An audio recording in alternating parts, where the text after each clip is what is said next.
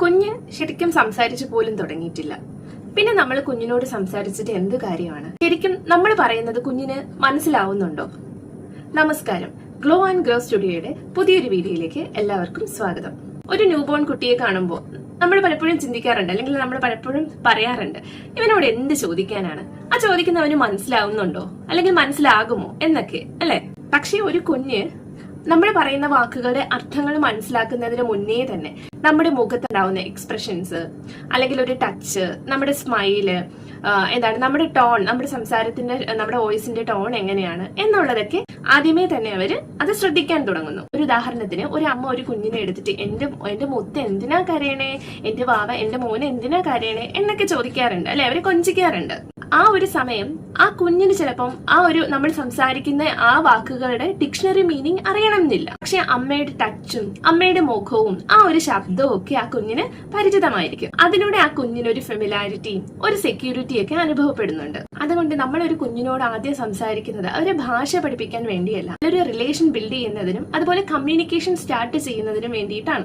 കുഞ്ഞ് നമ്മളോട് സംസാരിക്കുന്നത് എങ്ങനെയാണ്? ആദ്യം ഒരു ചെറിയ കരച്ചില്, അല്ലെങ്കിൽ ഒരു സ്മൈല്, കണ്ണുകളിലൂടെ, അല്ലെങ്കിൽ ചില എക്സ്പ്രഷനിലൂടെ, കൈകാലുകൾ ചലിപ്പിച്ച്, പിന്നീട് ബബിളിങ്ങിലേക്ക് പോകുന്നു.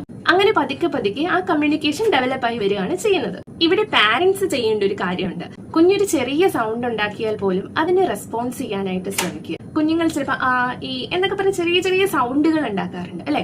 ആ ഒരു സൗണ്ട് ഉണ്ടാക്കുമ്പോൾ നമ്മൾ എന്താ മോനെ, എന്താ വേണ്ടേ എന്നുള്ള രീതിക്ക് കുഞ്ഞിനോട് തിരിച്ച് നമ്മൾ റെസ്പോൺസ് ചെയ്യാനായിട്ട് ശ്രമിക്കും. കുഞ്ഞ് നമ്മളെ നോക്കിയാൽ നമുക്ക് തിരിച്ച് സ്മൈൽ ചെയ്യാം. കുഞ്ഞ് കൈയൊക്കെ നീട്ടിയാൽ അതിന് നമുക്ക് പ്രതികരിക്കാം. ഞാൻ ഈ പറയുമ്പോൾ ഇത് ശരിക്കും ഒരു ചെറിയ കാര്യമായിട്ട് നിങ്ങൾക്ക് തോന്നാം. പക്ഷേ ഒരു കുഞ്ഞിന്റെ പെർസ്പെക്റ്റീവിൽ ചിന്തിക്കുമ്പോൾ ഒരു കുഞ്ഞ് ഒരു സിഗ്നൽ തന്നു, തന്റെ പാരന്റ്സ് അത് ശ്രദ്ധിച്ചു എന്നൊരു എക്സ്പീരിയൻസ് ആണ് കുട്ടിക്ക് അവിടെ ഉണ്ടാകുന്നത്. അതാണ് ശരിക്കും പിന്നീട് ഒരു കമ്മ്യൂണിക്കേഷന്റെ ഫൗണ്ടേഷൻ ആയിട്ട് മാറുന്നത്. അതുകൊണ്ട് എനിക്ക് പാരന്റ്സിനോട് പറയാനുള്ളത്, കുഞ്ഞിന് മനസ്സിലാകില്ല എന്ന് കരുതി ഒരിക്കലും കുഞ്ഞിനോട് സംസാരിക്കാതിരിക്കരുത്. നിങ്ങൾ ചെയ്യുന്ന ഓരോ ചെറിയ കോൺവെർസേഷനും കുട്ടിയുടെ ലോകത്തിൽ ഒരു വലിയ കണക്ഷനാണ് ഉണ്ടാക്കിയെടുക്കുന്നത്. അപ്പോൾ ഒരു കുഞ്ഞ് എന്ന് പറയുന്നത് അത് സംസാരിച്ച് തുടങ്ങുന്നതിന് മുന്നേ തന്നെ ഒരു കമ്മ്യൂണിക്കേഷൻ തുടങ്ങുന്നതാണ്. കുഞ്ഞിന്റെ ആദ്യത്തെ ടീച്ചർ എന്ന് പറയുന്നത് പലപ്പോഴും നമ്മുടെ വീട്ടിലുള്ളവരായിരിക്കും. അപ്പൊ അടുത്ത എപ്പിസോഡിൽ നമുക്ക് കുറച്ചുകൂടി ഇൻട്രസ്റ്റിംഗ് ആയിട്ടുള്ള ഒരു ടോപ്പിക്ക് നോക്കാം. കുഞ്ഞ് കരയുമ്പോഴെല്ലാം എടുത്തു കഴിഞ്ഞാൽ അവൻ വാശിക്കാരനാകുമോ? ഇത് ശരിയായിട്ടുള്ള ഒരു കാര്യമാണോ? അതെ, പണ്ട് നമ്മൾ കേട്ട് വന്നൊരു മിത്താണോ എന്നതിനെ പറ്റി നമുക്ക് സംസാരിക്കാം. അപ്പൊ എന്റെ വീഡിയോ ഇഷ്ടപ്പെട്ടിട്ടുണ്ടെങ്കിൽ തീർച്ചയായിട്ടും ഫോളോ ചെയ്യുക, ലൈക്ക് ചെയ്യുക, മറ്റുള്ളവർക്ക് ഷെയർ ചെയ്ത് കൊടുക്കുക.